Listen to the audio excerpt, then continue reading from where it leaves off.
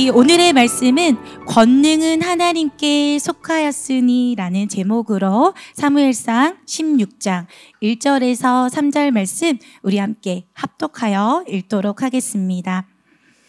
여호와께서 사무엘에게 이르시되 내가 이미 사울을 버려 이스라엘 왕이 되지 못하게 하였거늘 네가 그를 위하여 언제까지 슬퍼하겠느냐. 너는 뿔에 기름을 채워 가지고 가라. 내가 너를 베들레헴 사람 이새에게로 보내리니 이는 내가 그의 아들 중에서 한 왕을 보았느니라 하시는지라. 사무엘이 이르되 내가 어찌 갈 수 있으리까. 사울이 들으면 나를 죽이리다 하니 여호와께서 이르시되 너는 암송아지를 끌고 가서 말하기를 내가 여호와께 제사를 드리러 왔다 하고 이새를 제사에 청하라. 내가 네게 행할 일을 가르치리니 내가 네게 알게 하는 자에게 나를 위하여 기름을 부을지니라. 아멘. 할렐루야. 예, 주님께 영광을 돌리겠습니다. 늘 새로운 교회 올 때마다 이렇게 과분한 사랑과 환영을 해주셔서 너무 감사드립니다. 말씀을 시작하겠습니다. 1905년에 남아프리카에서 프레드릭 웰즈라는 사람이 컬리넌이란 채굴 장소에서 점검을 하고 있었습니다. 그런데 갑자기 동굴 위쪽 귀퉁이에 있는 돌에서 이상한 빛이 나기 시작했어요. 채굴에서 살펴보니 사람 심장만한 광석 덩어리가 나왔는데 그는 이것이 큰 유리 조각이나 평범한 수정임이 분명하다고 생각했어요. 왜냐하면 너무 컸기 때문에. 그래서 생각 없이 감정사에게 넘겼습니다. 그런데 그 큰 덩어리는 지금까지 세계 최고의 다이아몬드 원석인 컬리넌 다이아몬드로 무려 3,106캐럿이나 된다고 합니다. 지금 1캐럿 끼고 계신 분이 있을 수도 있으실 텐데 여기서 지금 9조각이 나눠졌어요. 그중 하나는 대영 제국의 권위를 상징하는 지팡이에 장식되었고 그리고 또 다른 하나는 영국 왕실의 왕관에 장식되었습니다. 자칫하면 유리 조각으로 오해되어 지나쳐 버릴 뻔했던 이 원석의 진정한 가치는 결국 전문 감정사에 의해서 발견되었습니다. 그리고 오늘날 과거 대영 제국의 부와 권위를 상징하는 표징으로서 우리에게 내려오고 있는데요. 오늘 본문을 보니 모퉁이의 돌같이 무시받던 인생들의 그 사건을 통해서 오늘 하나님이 우리에게 주시려는 메시지가 있습니다. 특히 오늘은 사무엘, 다윗 그리고 한나 이 세 인물을 중심으로 주님께서 주시는 말씀을 묵상해 보겠습니다. 첫 번째 포인트는 내가 언제까지 슬퍼하겠느냐. 본문 9절에서 우리의 주목을 끄는 말씀은 내가 그를 위하여 언제까지 슬퍼하겠느냐라는 하나님께서 사무엘에게 주시는 책망의 말씀입니다. 주님께서 사무엘에게 내가 사울을 왕으로 세운 것을 후회한다고 하셨습니다. 이 말씀은 주님께서 실수로 사람을 잘못 선택하셔서 그런 말씀을 하시는 것이 아니라 사울의 의도적인 불순종에 대한 하나님의 인격적인 반응을 나타내시는 거예요. 사울이 하나님의 명령을 행하지 아니하고 가치 없고 하찮은 것만 골라서 진멸할 뿐만 아니라 심지어 원수의 적장인 아각을 살려두었기 때문입니다. 그리고 설상가상으로 그 다음날 새벽에 무엇을 했습니까? 자신의 이름을 위하여 전쟁 기념비를 갈멜에 세우는 그러한 정말 불순종을 행하였죠. 그러자 사무엘이 말했습니다. 사울 왕이여, 당신의 거역이 점치는 죄와 같고 당신의 완고함이 우상 숭배와 같습니다. 당신이 여호와의 말씀을 버렸으므로 여호와께서도 왕을 버려 왕이 되지 못하게 하셨나이다. 그런데 성경에 보면 하나님께서 사울에 관한 말씀을 하셨을 때 사울이 근심하며 온 밤을 여호와께 부르짖었다고 했습니다. 사무엘이 왜 그렇게 철야하며 하나님께 간절히 매달 절규에 가까운 기도를 근심 가운데 올렸을까요? 여러 이유가 있었겠죠. 그중 하나는 사무엘이 이스라엘 백성의 위기 때 기도의 용장 역할을 했고 누구보다도 이스라엘 위에 세워진 구국의 선지자였기 때문입니다. 기억하시는지 모르겠습니다만 미스바 성액 때 사무엘이 어떠한 역할을 했습니까? 갑자기 블레셋 적군들이 쳐들어왔을 때 기도의 능력 하나만으로 적군들을 물리친, 초토화시킨 기도의 사사였습니다. 그런데 왕이 하나님께 버림받았다는 것은 곧 국가적인 위기를 의미했습니다. 나라를 위한 근심으로 잠을 잘 수가 없었어요. 밤새 주님께 부르짖었을 것입니다. 또한 사울에게 기름을 부었던 장본인이 바로 사무엘이었습니다. 그렇게 흠잡을 데 없고 준수해 보였던 사울. 무엇보다도 그 혼돈 시기의 사사시대를 마감하고 극적으로 세워진 왕이었기에 사무엘에게는 사무치는 슬픔이 있었을 것입니다. 그래도 사무엘은 어떻게든 주님께서 자신이 기도 드림으로 말미암아 그 기도를 들으시고 상황을 바꾸어 주시기를 간절히 기도했을 것입니다. 그러나 하나님께서 사무엘의 기도를 응답하셨다는 성경 구절은 어디에도 없습니다. 우리 신앙 가운데도 이렇게 꽉 닫힌 문을 마주할 때가 있습니다. 주님께서 그 문을 닫으시면 열자가 없다고 했는데 우리는 여전히 주님께서 응답해 주셨으면 하는 그 소위 명분 있는 기도 제목을 붙들고 밤낮 부르짖기도 합니다. 우리가 아무리 간절히 부르짖어도 주님께서 끝내 아무 응답도 주시지 않을 때가 있습니다. 내가 생각하는 방식대로 주님께서 좀 움직여 주시면 좋겠는데 주님은 주님께서 일하는 방식으로 이끌어 나가신다고 합니다. 오늘 본문에서 주시는 말씀은 사울과 같은 말씀을 떠난 점치는 인생, 우상 숭배를 즐겨하는 인생을 따라가면 안 된다고 하시는 것이. 주님께서 안 된다고 하실 때 우리는 그것을 오히려 주님의 응답으로 받아들여야 합니다. 왜냐하면 주님은 어떤 기회의 문을 닫으실 때에 더 크고 놀라운 기회의 문을 여시는 능력의 하나님이시기 때문입니다. 두 번째, 주님께서 말씀하십니다. 사무엘에게 말씀하십니다. 뿔에 기름을 채워가지고 베들레헴 사람 이새에게로 가라 하십니다. 그래서 이제 사무엘이 순종의 발걸음을 옮겨서 이새의 아들들을 만납니다. 그리고 이새의 아들들 중 장남인 엘리압이 사무엘 앞에 있습니다. 그때 사무엘은 생각합니다. 여호와의 기름 부으실 만한 자가 주님 앞에 있도다. 분명 외모가 중사 왕의 풍모를 갖춘 자라 여겼기 때문에 그런 생각을 했겠죠. 그러나 주님께서 다음과 같이 말씀하십니다. 다 같이 봉독하시겠습니다. 여호와께서 사무엘에게 이르시되 그의 용모와 키를 보지 말라. 내가 이미 그를 버렸노라. 내가 보는 것은 사람과 같이 아니하니 사람은 외모를 보거니와 나 여호와는 중심을 보느니라 하시더라. 그 다음으로 이새가 아비나답을 사무엘 앞에 세웠습니다. 사무엘은 말합니다. 이도 여호와께서 택하지 아니하셨느니라. 그 다음 이새가 산마를 그 다음 아들이죠. 사무엘 앞에 지나가게 합니다. 이도 여호와께서 택하지 아니하셨느니라 라고 합니다. 그리고 이새의 아들 7이 다 사무엘 앞을 지나갑니다. 그러나 주님께서는 무엇이라고 하십니까? 사무엘을 통해 아니라고 하십니다. 그러자 사무엘이 이새에게 묻습니다. 내 아들들이 다 여기 있느냐? 이새가 말합니다. 아직 막내가 있긴 한데 저 들판에서 양들을 치고 있나이다. 그러자 사무엘이 말합니다. 사람을 보내어 그를 당장 데려오라. 그를 데려오기까지는 내가 먹지도 마시지도 않겠다. 그러니까 식사를 함께 하지 않겠다는 얘기죠. 그래서 들판에서 양을 치던 막내가 허겁지겁 들어옵니다. 그러자 여호와께서 말씀하십니다. 사무엘의 영이 충만해졌습니다.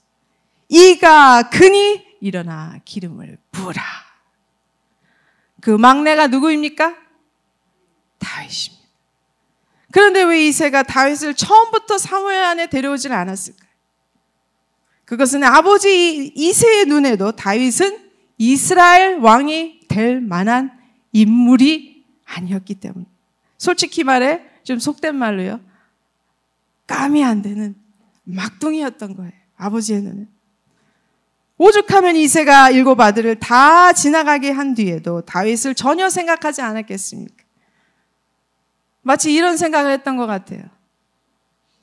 하나 있기는 합니다만 설마 그 아이가 이스라엘의 왕이 되겠습니까? 그런데 다윗에 대해 성경은 이렇게 묘사합니다. 그의 빛이 붉고 눈이 빼어나고 얼굴이 아름답더라. 원어에 따르면 얼굴이 아름답더라 보다는 그가 보기에 좋았더라 라는 표현입니다. 앞서 분명히 주님께서는 사람을 외모로 취하지 않는다고 하셨으니 이 표현은 다윗의 겉사람에 대한 얘기가 아니라 속사람에 대한 얘기겠죠. 바로 다윗은 기백과 총기가 있을 뿐만 아니라 다윗의 중심이 여호와의 보시기에 좋았더라라는 말씀입니다. 이 말씀은 오늘날 우리 앞길이 콱콱 막힌 것 같은 세상을 살아가는 우리에게 주시는 소망의 말씀인 줄 믿습니다. 주님은 한 문을 닫으시면 다른 문을 여시며 새로운 일을 행하십니다. 능력의 하나님은 우리가 생각하는 그 상식을 뛰어넘어 역사하시기 때문입니다. 특히 뉴젠을 바라보는 차세대를 바라보는 우리에게 적용점이 있습니다. 우리가 볼 때 아무리 모자라도 아닌 것 같아도 주님께서 보시기에 좋다 하시면, 주님께서 내가 그 아이를 택했다고 하시면 끝입니다.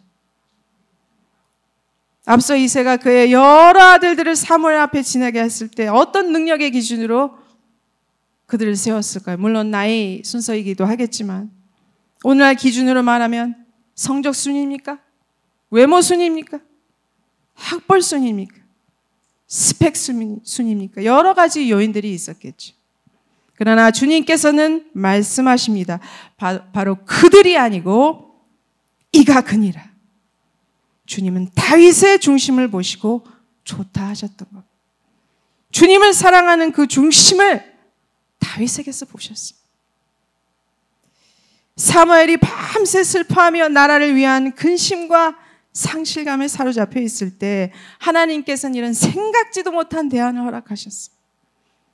시대적인 구국 선지자 사무엘도, 심지어 다윗 아버지도 알아보지 못했고 다윗 자신도 몰랐을 것입니다.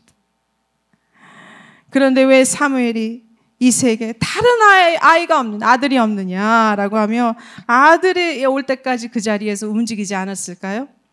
주님의 계시의 말씀이 그만큼 명확했기 때문입니다. 이제 3번째 포인트로 들어가겠습니다. 주님께서는 이새의 아들들 가운데 한 왕을 보았다고 하셨습니다. 그는 바로 다윗입니다. 통일 이스라엘 왕국을 세울 그 위대한 왕 다윗. 그는 하나님의 때가 이르자 기름 부음을 받고 나타난 하나님의 선택하신 왕입니다. 그런데 주님께서 한 왕을 내가 보았노라 하실 때 과연 다윗만을 두고 얘기하신 거겠습니까? 다윗이 왜 구속사에서 이토록 중요한 인물인지 한번 생각을 해봐야 돼요. 그것은 바로 복음의 포문이 예수 그리스도의 세계로 열리는데 그 시작점에 누가 서 있다? 다윗이 서 있기 때문에. 마태복음 1장 1절은 이렇게 선포합니다. 아브라함과 다윗의 자손 예수 그리스도의 계보라. 한글 성경에는 누구의 이름이 먼저 나옵니까? 아브라함이 먼저 나오죠. 근데 이 본문의 원어를 보면 영어처럼 예수 그리스도가 바로 다윗의 자손 아브라함의 자손이라 소개됩니다. 주목할 것은 이제 어순이죠. 아브라함보다 다윗이 먼저 원어에 나와요. 이는 예수 그리스도께서 다윗의 자손으로 오신 진정한 메시아이심을 강조합니다. 하나님께서는 예수 그리스도의 초림을 예비하시려 한 사람, 믿음의 사람을 선택하셨습니다. 그 사람이 아브라함. 그 믿음의 한 사람을 선택하여 한 민족 이스라엘을 일으키셨습니다. 그 이스라엘 민족이 하나님의 기적 같은 역사로 출애굽 후에 약속의 땅에 들어가게 되었는데 때가 참에 예수 그리스도의 초림을 예비할 왕으로 다윗을 기름 부어 선택하셨습니다. 그러니 주님께서 내가 그의 아들 중에서 한 왕을 보았노라 하실 때에 과연 누구를 바라보시며 다윗을 선택하셨겠습니까? 다윗은 예표요 모형이요 그림자입니다. 실상이 아니었습니다. 메시아의 실상이 아니었습니다. 바로 실체는 만왕의 왕 만주의 주이신 우리 주 예수 그리스도이십니다. 성도 여러분, 이 말씀은 우리에게 큰 위로와 소망이 됩니다. 다시 말하면 우리의 뉴제니 자녀 세대가 성적이 안 되고 외모가 안 되고 학벌이 안 되고 스펙이 없어도 심지어 흙수저 출신이라도 그 마음 중심에 하나님을 전심으로 사랑하는 마음이 있다면 그 자녀를 통해 하나님은 일을 하신다는 겁니다. 주님께서는 육신의 아버지조차 인정하지 못했던 다윗을 들어 사용하셔서 통일 이스라엘 왕국을 견고히 하셨고 예수 그리스도의 초림을 예비하는 구속사의 첫 주자로 세우셨습니다. 이 말씀이 우리에게 큰 힘이 되는 것은 우리 자녀들에게도 동일하게 적용이 되기 때문입니다. 우리 성도님들 자녀를 바라보실 때 아니면 뉴젠 사역을 하실 때 어떤 눈으로 바라보십니까? 능력이 안 되고 좀 부족해 보일지라도 그 중심이 주님 앞에 인정이 된다면 하나님은 우리 자녀들에게 성령을 폭포수같이 부어주시고 그 자녀를 통해 하나님은 일하시겠다는 것입니다. 결국 이 말씀은 새로운 교회가 기도하는 바와 같이 다윗처럼 한 다음 세대가 한 나라의 국운을 자원할 거룩한 방파제로 교회뿐만 아니라 정치, 경제, 사회, 문화, 예술, 국방 각 모든 영역에서 하나님께 쓰임을 받게 될 것이라는 약속의 말씀인 줄 믿습니다. 그 사명의 길은 바로 다시 오실 예수 그리스도를 예비하는 길입니다. 왕 같은 하나님의 자녀로서 하나님을 전심으로 사랑함이 그 중심에 있다면 우리 다음 세대는 땅끝까지 준비되어진 하늘 유업을 차지할 줄 믿습니다. 마지막 네 번째 포인트입니다. 성도 여러분, 지금 무엇 때문에 삶의 자리에 주저앉아 슬퍼하고 계십니까? 가족 문제입니까? 직장 문제입니까? 사업이 잘 안 되고 있습니까? 아니면 나라를 향한 깊은 걱정 때문입니까? 우리는 종종 다 망했다고 체념하며 주님께 부르짖습니다. 그러나 주님은 뭐라고 하십니까? 아직 끝이 아니다라고 하십니다. 오히려 새로운 시작을 예비하고 계시며 우리에게 슬픔을 뒤로하고 믿음으로 일어나 뿔을 취해 기름에 담긴 그 기름을 주님을 위하여 부으라고 하십니다. 그러면 주님은 우리가 마땅히 해야 할 일을 가르쳐 주신다고 합니다. 이게 무슨 말씀일까? 지금 눈앞의 상황이 아무리 안 될 것 같아도 주님께서 행하실 그 새 일을 의심하지 말고 환경과 조건이 아닌 주신 사명을 붙들고 그 사명의 자리에서 묵묵히 주님의 일을 감당하여 나아갈 때 반드시 인도해 주실 것이라는 것입니다. 낙담의 자리에 머물지 말고 믿음으로 일어나 주님의 뜻을 따르라는 것입니다. 더 구체적으로 말하면 우리의 초점을 어디에 두어야 하는지를 말씀하십니다. 곧 쉐마의 언약적 사명을 감당할 다음 세대를 세우는 일에 집중하라는 것입니다.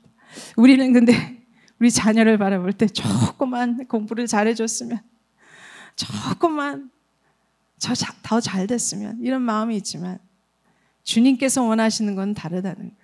그 중심에 마음을 다하고 성품을 다하여 주님을 사랑함이 있는지, 그것을 바라본다는 말씀입니다. 그러면 주님은 그 일을 감당할 수 있도록 영적 분별력과 통찰력을 허락해 주신다는 것입니다.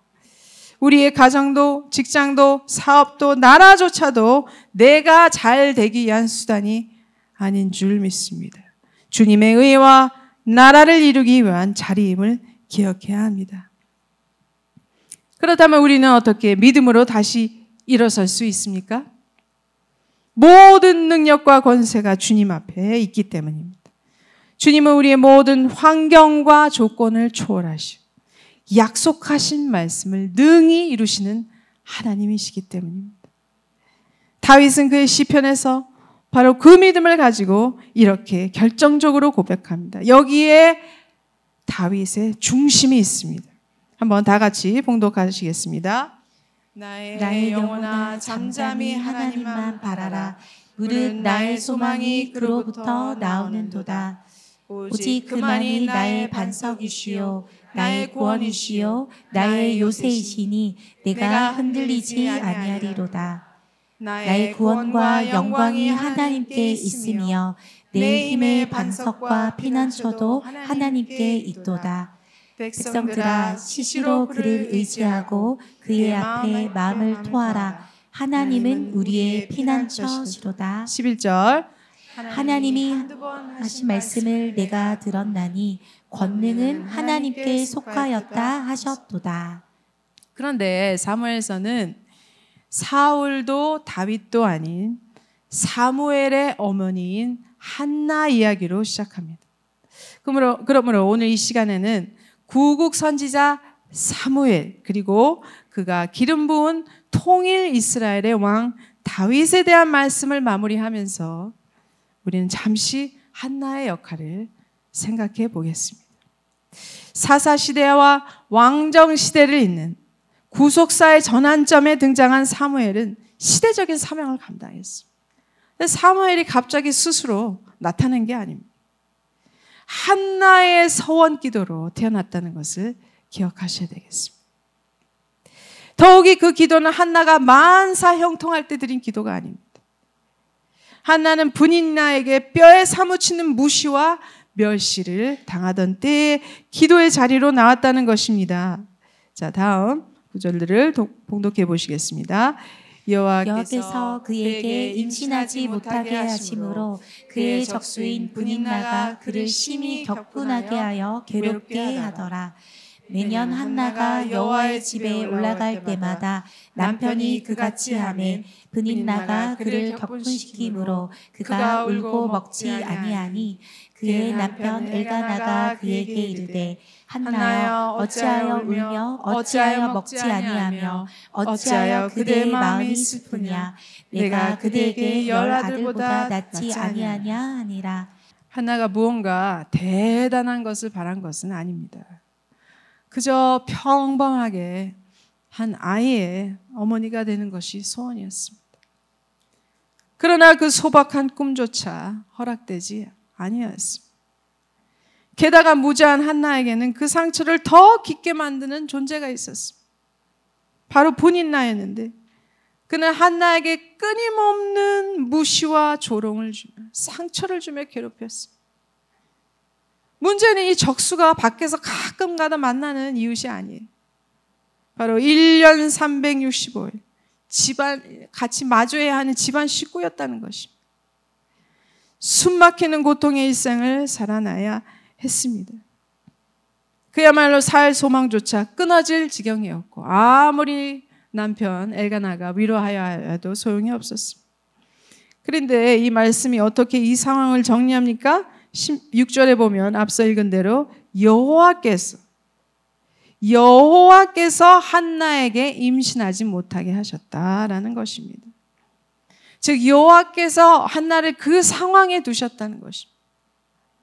그렇다면 왜 선하신 하나님께서 한나를 평범하게 행복한 삶을 사는 여인으로 놔두지 않으시고 이토록 고통스러운 자리에 놔두셨을까요? 그 응답은 다음 구절에 드러납니다. 한나가 실로에 있는 여호와의 집에 나아가 기도의 자리로 나아갔다는 것입니다. 봉독하시겠습니다. 한나가 마음이 괴로워서 여호와께 기도하고 통곡하며 서원하여 이르되 만군의 여호와여 만일 주의 여종의 고통을 돌보시고 나를 기억하사 주의 여종을 잊지 아니하시고 주의 여종에게 아들을 주시면 내가 그의 평생의 그를 여호와께 드리고 삭도를 그의 머리에 대지 아니하나이다. 바로 이 아들이 사무엘입니다. 여호와께서 한나의 기도에 응답하셔서 사무엘을 주셨고 한나는 그녀의 서원 기도대로 사무엘을 평생 하나님의 종으로 바쳤습니다. 그 사무엘이 구속사의 전환점에서 마지막 사사로 쓰임 받았고 마침내 다윗이라는 전무후무한 통일 이스라엘 왕국의 인물을 구속사에 등장시켰던 것입니다. 이처럼 시대적인 걸출한 인물을 등장시키기 위해서 한나가 쓰임을 받았습니다. 한나가 하나님께 선택을 받은 것입니다. 그냥 되는 일이 아니라 통곡하며 주님께 매달리는 간절한 기도, 그 기도에 대한 믿음의 소원을 통해 역사하셔야 됐는데 하나님께서 찾고 찾은 인물이 온 이스라엘에서 한나였다는 것이. 여러분은 어떤 사연으로 이 자리에 나오셨습니까? 한나처럼 평범한 삶이 안 되어 주님께 통곡하며 부르짖을 수밖에 없는 인생이라 이 기도의 자리에 나오셨습니까? 그렇다면 먼저 사람과 환경에 대한 원망과 좌절을 내려놓고 지금 그 자리에 있게 하신 하나님의 손을 인정하시길 바랍니다. 그리고 그 기도의 자리가 담장을 넘는 기도가 돼요.